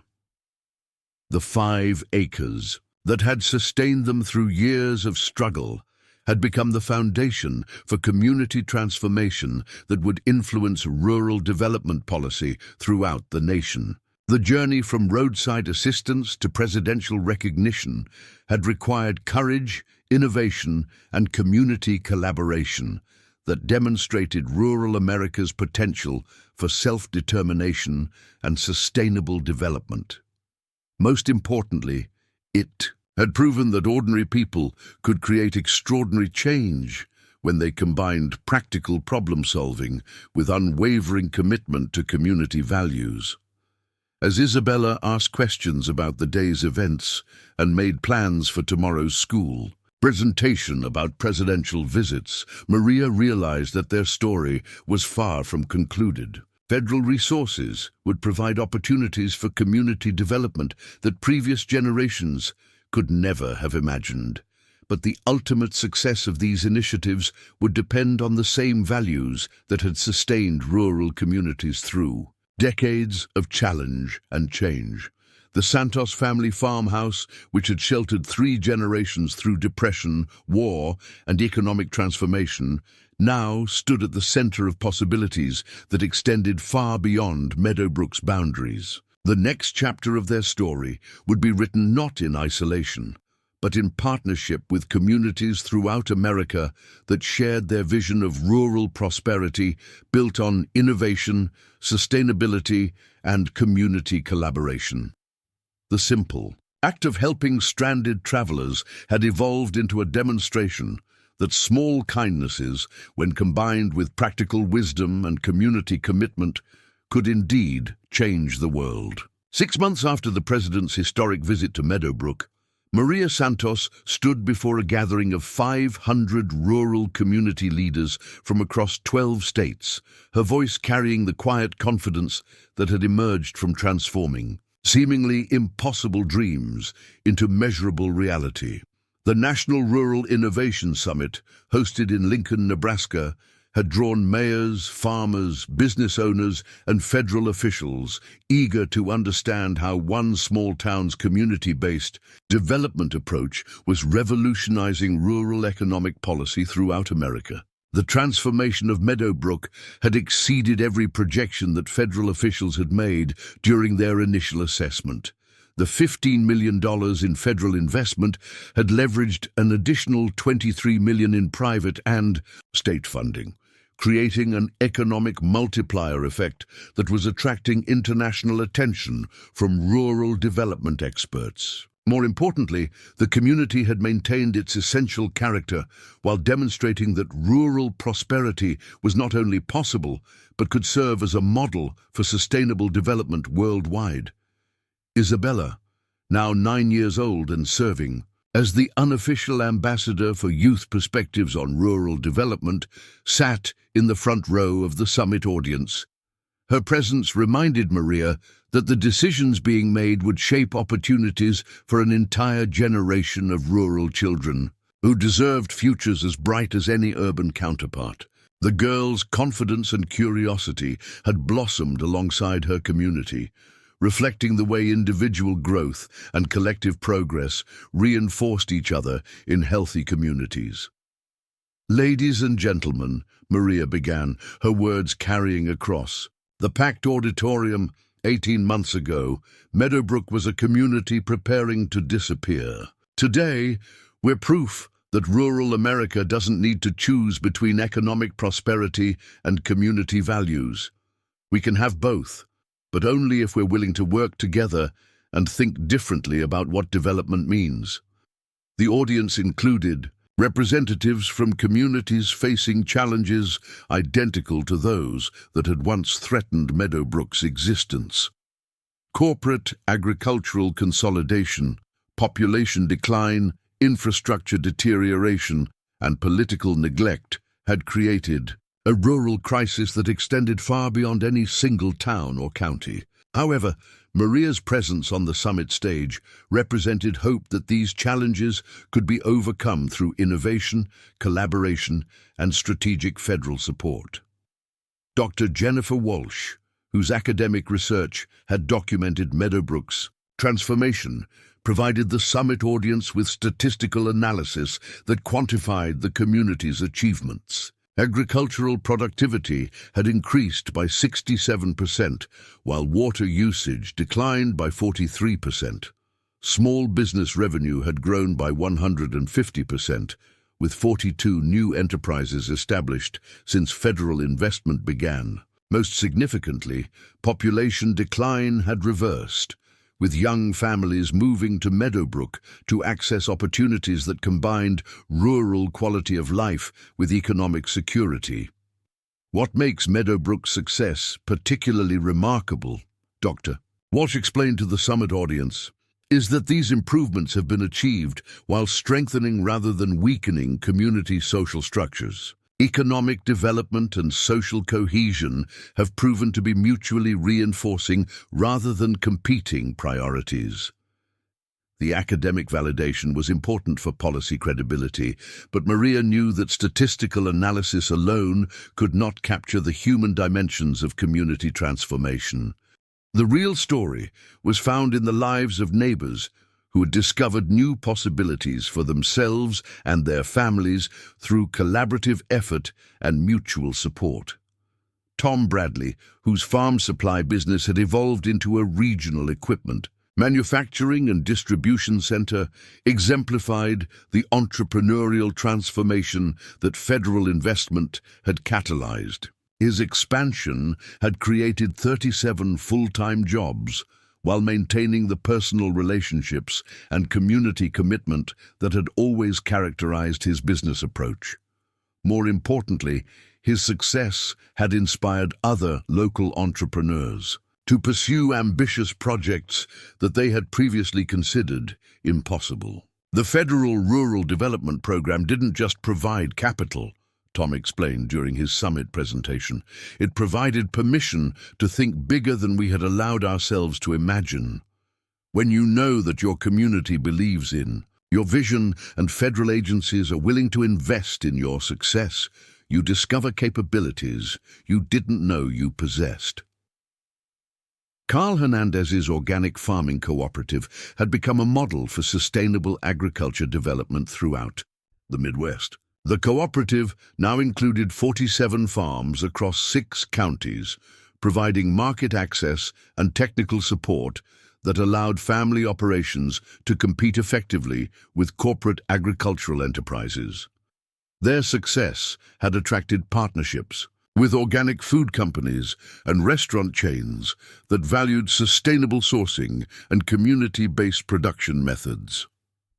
Cooperation doesn't mean giving up independence, Carl told the summit audience. It means gaining the strength to maintain independence by working together. Our farmers make their own decisions about crops and methods, but they share resources for marketing, equipment, and technical support that none of us could afford individually. Sarah Mitchell's Rural Innovation Center had exceeded all projections for supporting technology-based businesses in rural settings. The center now hosted 23 companies that employed 112 people, demonstrating that high-tech entrepreneurship could flourish in rural communities when adequate infrastructure and support systems were available. More importantly, these businesses were attracting young professionals who wanted to combine career advancement with rural lifestyle benefits. Rural communities have always been centers of innovation, Sarah explained to the summit audience. We just needed the tools and connections to compete in modern economic environments. Federal infrastructure investment provided those tools, but the innovation was already here in the form of people who understood how to solve problems creatively. Mrs. Patterson's educational initiatives had transformed Meadowbrook's school system into a demonstration site for rural education excellence. The integration of agricultural science, environmental sustainability, and entrepreneurship education had attracted attention from education policymakers seeking approaches that prepared rural students for emerging economic opportunities while maintaining connections to their community heritage. Education in rural communities needs to show young people how they can build meaningful careers close to home, Mrs. Patterson told the summit audience. That requires connecting traditional subjects like math and science to practical applications in agriculture, business development, and environmental stewardship. When students see how their education applies to real opportunities in their own communities, they become excited about learning and ambitious about their futures. The educational transformation was perhaps most visible in Isabella and her classmates, who were developing scientific research projects, business proposals, and community service initiatives that demonstrated sophisticated understanding of complex economic and environmental issues. Their work was attracting attention from university researchers and private foundations interested in supporting innovative approaches to rural youth development. However, the summit also addressed challenges that had emerged during Meadowbrook's transformation. Federal program implementation had required navigating complex bureaucratic requirements that tested community organizational capabilities. Political opposition from corporate interests had necessitated sophisticated advocacy and coalition building that went far beyond traditional rural community activities. Mayor Whitfield, whose political position had initially been threatened by community-based development success, had gradually embraced the federal partnership as its benefits became undeniable. His evolution from opposition to support illustrated how effective implementation could overcome political resistance by delivering tangible benefits for community members. I was initially skeptical about federal rural development programs, Mayor Whitfield acknowledged during his summit presentation. My experience had taught me that government initiatives often created more problems than they solved. However, the Meadowbrook program succeeded because it was designed and implemented by community members who understood local needs and possessed the practical skills necessary for effective project management. The political dimension of rural development success had attracted attention from federal officials who were seeking to expand community-based approaches to other regions. Director Hamilton, whose initial roadside encounter with Maria had initiated the entire transformation, had been promoted to oversee rural development policy implementation throughout the Department of Agriculture. What we learned in Meadowbrook, Director Hamilton explained to the summit audience, is that federal investment succeeds when it supports existing community capacity rather than imposing external solutions. The most effective rural development occurs when federal resources are combined with local innovation and community leadership.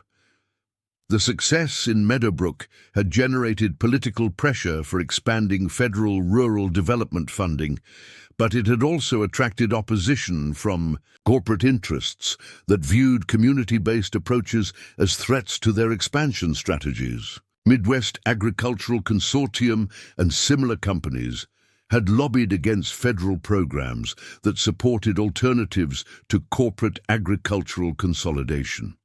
Catherine Blackwood, whose acquisition efforts had been thwarted by Meadowbrook's Federal partnership had left Midwest Agricultural Consortium to establish her own consulting firm that helped rural communities access federal development resources. Her transformation from corporate representative to community advocate illustrated how success could influence even those who had initially opposed community-based approaches. I spent years trying to convince rural communities that corporate in partnerships were their only viable option, Catherine told the summit audience. What I discovered in Meadowbrook was that communities with adequate resources and technical support could achieve better outcomes through collaborative approaches that preserved local ownership and decision-making authority. The summit included workshops where community leaders from across the Midwest could learn practical techniques for federal program applications, project management, and community organizing. These sessions were designed to transfer knowledge and skills that had been developed in Meadowbrook to other communities facing similar challenges. Maria found herself serving as both teacher and student in these workshops, sharing hard-won experience while learning from other community leaders who had developed innovative solutions to rural development challenges. The exchange of ideas and strategies created networks that extended far beyond individual federal programs, building regional capacity for community-based development that could survive changes in federal policy or funding priorities. The workshop on sustainable agriculture techniques attracted particular attention, as communities throughout the Midwest were seeking alternatives to corporate farming methods that depleted soil and contaminated water supplies. Maria's presentation on integrated pest management, soil restoration, and water conservation provided practical information that farmers could implement immediately while building toward larger cooperative initiatives. Sustainable agriculture isn't just about environmental protection, Maria explained to workshop participants. It's about economic sustainability that allows family farms to remain profitable while preserving resources for future generations. When farming methods support both economic and environmental goals, rural communities can build prosperity that lasts. The business development workshop focused on cooperative models that allowed small enterprises to achieve economies of scale, while maintaining individual ownership and decision-making authority. Tom Bradley's presentation on equipment sharing, joint marketing, and collaborative purchasing demonstrated how rural businesses could reduce costs and expand market access through strategic partnerships. Competition doesn't have to mean isolation, Tom told workshop participants. Rural businesses can cooperate on infrastructure and marketing while competing on quality and service. This approach strengthens the entire business community rather than creating winners and losers. The education workshop explored approaches to rural school improvement that connected academic learning to practical community development needs. Mrs. Patterson's curriculum integration model showed how traditional subjects could be taught through real-world applications that prepared students for local economic opportunities while meeting state educational standards. Rural education succeeds when it shows students how their learning applies to building better communities, Mrs. Patterson explained to workshop participants. When mathematics lessons involve agricultural economics, science classes include environmental restoration projects, and social studies explores community development history.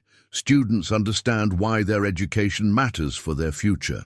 As the summit concluded, Maria was approached by representatives from the Ford Foundation, the Gates Foundation, and several other major philanthropic organizations that were interested in supporting rural development initiatives based on the Meadowbrook model. Their interest suggested that community-based approaches could attract private funding that would supplement federal investment and create sustainable financing for rural development.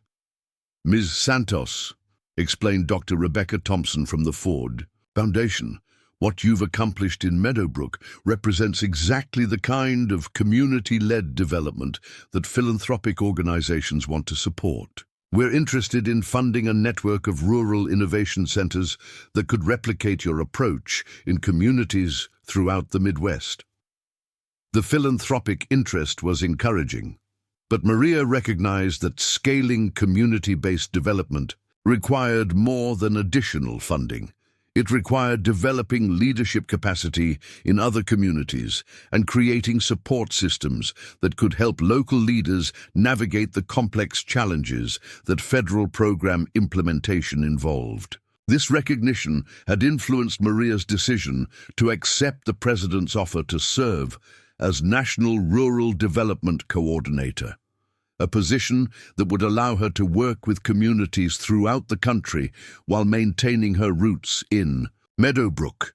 The role would require extensive travel and significant time away from Isabella, but it also offered opportunities to influence federal policy in ways that could benefit millions of rural residents. "Mama," Isabella had said when they discussed the national coordinator position, "I think you should take the job because other kids deserve the same opportunities I have.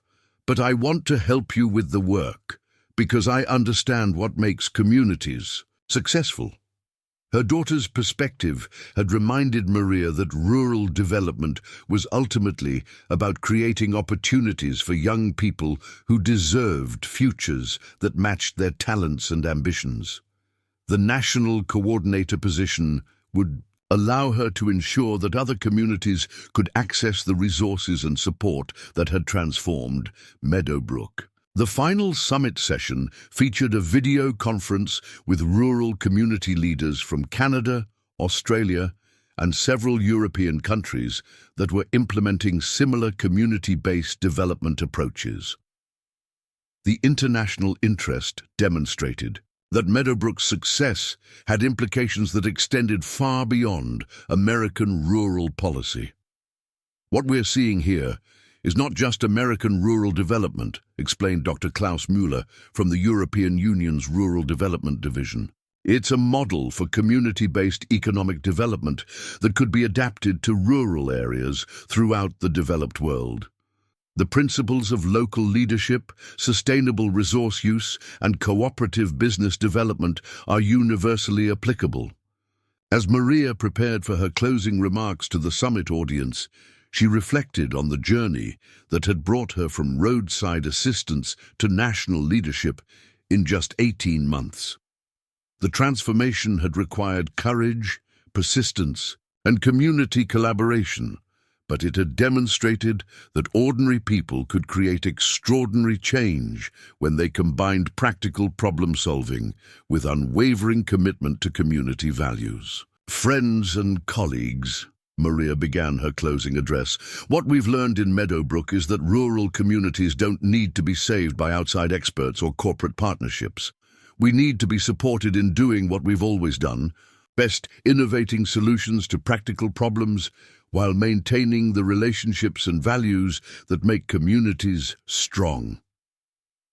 She gestured toward Isabella, whose presence reminded everyone that rural development was ultimately about creating opportunities for the next generation. "Our children deserve futures that are as bright as any available in urban areas, but they also deserve the choice to build those futures in the communities that shaped their values and nurtured their dreams." The summit concluded with commitments from federal agencies, philanthropic organizations, and community leaders to expand support for rural development initiatives based on the Meadowbrook model. More importantly, it had created networks and relationships that would sustain community-based development efforts regardless of changes in federal policy or funding priorities. As Maria and Isabella drove home to Meadowbrook along the familiar Nebraska highways, they passed farmland that was being cultivated using sustainable techniques developed through their community's federal partnership. The sight of prosperous family farms and thriving small towns reminded them that individual acts of kindness and community collaboration could indeed transform entire regions when supported by adequate resources and political commitment. The modest farmhouse that had sheltered 3 generations of the Santos family remained the center of Maria's world. But it was now also recognized as the birthplace of rural development approaches that were influencing policy throughout the nation. The next chapter of their story would be written in partnership with communities across America that shared their vision of rural prosperity built on innovation, sustainability, and community collaboration. The simple act of helping stranded federal officials had evolved into a demonstration that rural America could write its own future when supported by leaders who understood that true development strengthened communities rather than displacing them. The Santos family's legacy would be measured not just in their own achievements, but in the opportunities they had helped create for countless other families who deserved the chance to build prosperous lives in the rural communities they called home. Up next, you've got two more standout stories right on your screen. If this one hit the mark, you won't want to pass these up. Just click and check them out, and don't forget to subscribe and turn on the notification bell so you don't miss any upload from us.